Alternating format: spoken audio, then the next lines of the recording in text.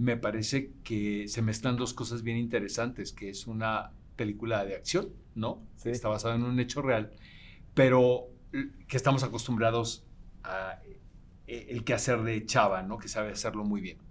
Pero el dilema moral al que se enfrentan los personajes me parece apasionante. Y que haya sucedido, ¿no? Más.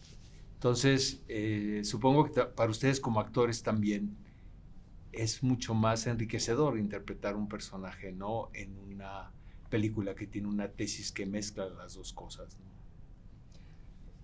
Sí, a mí me gusta justo estos personajes pues que están analizados a ras de piso, que te los puedes encontrar en cualquier lado y que tienen sus virtudes y que tienen sus defectos y que los ves en toda esta dimensión, pues, ¿no? Y que sobre todo tienen un juego de emociones increíbles que a mí cuando me ofrecen este tipo de personajes digo, sí, va, justo por el juego de emociones, ¿no? Porque pues tienes ahí la circunstancia de haber atrapado al hombre más peligroso del mundo, dimensionar quién era este personaje para que justo entres en esas emociones del miedo, de la inseguridad, de la duda, de que ya en un año yo salgo de aquí y ando persiguiendo otros objetivos y se me presenta esta circunstancia y entonces ese juego de emociones, de rincones emotivos a mí siempre me ha llamado mucho la atención y esto pues bueno,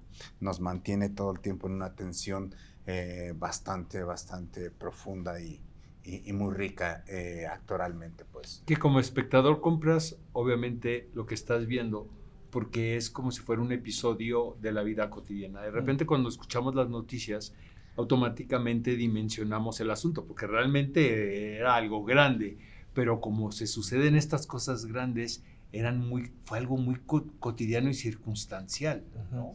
Yo creo que todos de alguna manera nos acordamos de ciertos eventos. Por ejemplo, yo recuerdo de niño lo que pasó en Guadalajara con el cardenal Posadas Ocampo, la recaptura del Chapo a principios de 2016. Como que hay estos eventos que son muy importantes y ser parte de este proyecto que es basado en la crónica de Héctor de Mauleón, con una visión no desde el punto de vista del criminal, sino desde el punto de vista de estos dos policías, creo que es algo valioso, porque se sale un poco de la... Total. De la constante. Y algo que también me gusta enormemente es, pues no podemos tapar el sol con un dedo. También entendemos el país en el que nos encontramos, cómo funcionan un poco las instituciones, y gracias a esto, la duda y la incertidumbre que estos dos personajes tienen es algo que ayuda enormemente al suspenso, porque dudan por un momento de ellos mismos, pero al mismo tiempo dudan de las instituciones a las cuales ellos pertenecen, dudan de otras instituciones, como es el caso de la Marina, del Ejército. Entonces, ¿en quién confiar en una situación de esas características? Como sucede en la vida real. Exacto. ¿Y qué hacer a partir de, primero, esos sobornos y después a las amenazas?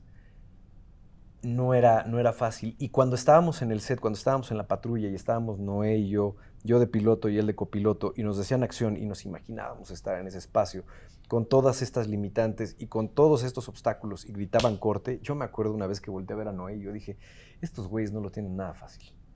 No era una situación fácil por ningún motivo. Y eso fue lo que a mí me atrapó cañoncísimo, como el dilema moral, ¿sabes? O sea, porque lo que le propone, por ejemplo, en la patrulla, o sea, le propone el bienestar para toda su vida y para sus hijos, que es en lo que uno piensa. También te pones a pensar en los salarios, ¿no?, que ganan estos servidores públicos, ¿no?, a lo que se enfrentan día a día, y de repente el ver posiblemente su vida solucionada, hijo, me parece alucinante. Sí. Y que no aceptarlo también está de lo más Pero peligroso también del eso, mundo. Noé, habla que sin ser cursi, ¿no?, y romántico. Y moralino, ¿no? Y moralino y sermonear, porque esta película tiene todo menos eso. Es hablar finalmente del espíritu y de la calidad humana per se que podemos tener independientemente de donde hayamos nacido y con quien hayamos nacido, ¿sabes? Y ¿sabes una cosa, Oscar?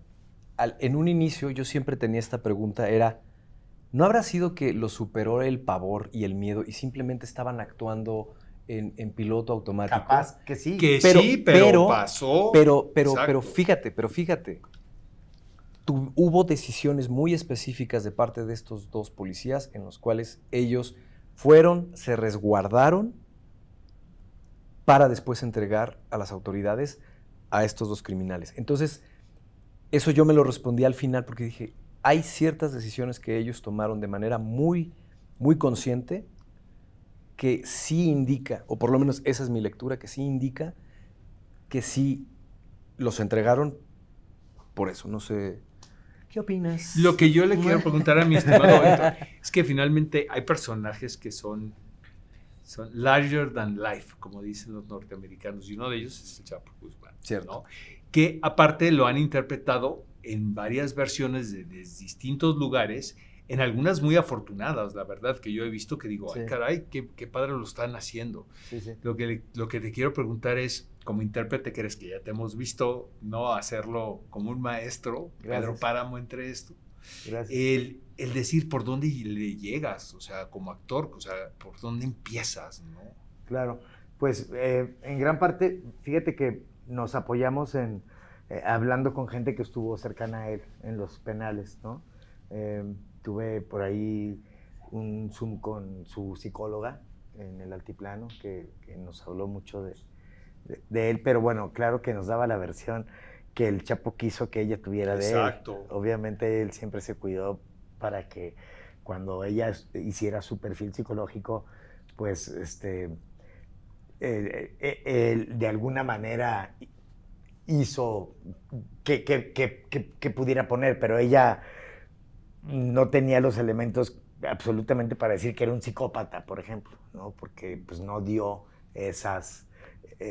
no dio luces de que era un psicópata, ¿no? Al contrario, es un ser muy inteligente y era muy cuidadoso con lo que decía, no era una persona que hablara impulsivamente. Entonces también hablé con su maestro de teatro en el penal y él fue el que me esclareció muchísimas cosas sobre el ser humano que había detrás de este personaje que todo el mundo conoce. Y yo, sobre todo, quería clavarme más en sus contradicciones, no tanto en lo que ya todo el mundo sabe del personaje, porque pues es un pleonasmo actuarlo como un ser maldito. No, yo quería ahondar en sus inseguridades, en sus miedos, en sus preguntas, en sus dudas, presentarlo como un ser humano que ya está metido en una situación en la que su propio trabajo lo ha llevado a ese lugar, pero que no nació maldito, ni que nació con estas cosas que ahora podemos hablar de él. Creo que es como cualquiera de nosotros que de pronto decide agarrar un trabajo y ese trabajo te lleva a ese lugar, ¿no?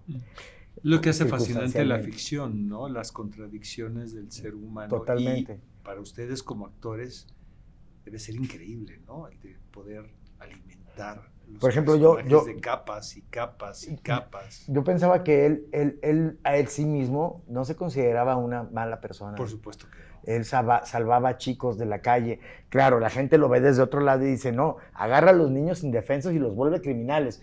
Pero él lo ve como, no tiene que comer, yo le doy una familia, le doy...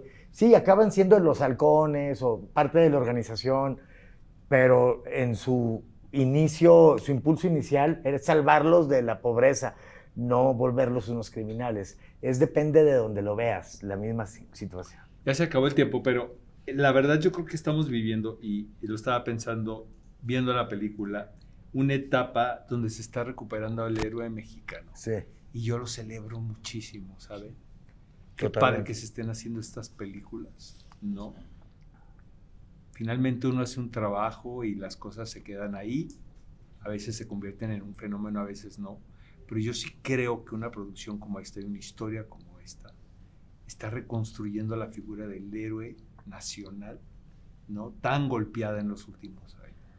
Y de nuestro México. De nuestro país. Y con esto me despido, señores. Gracias. Gracias. Heraldo Podcast, un lugar para tus oídos.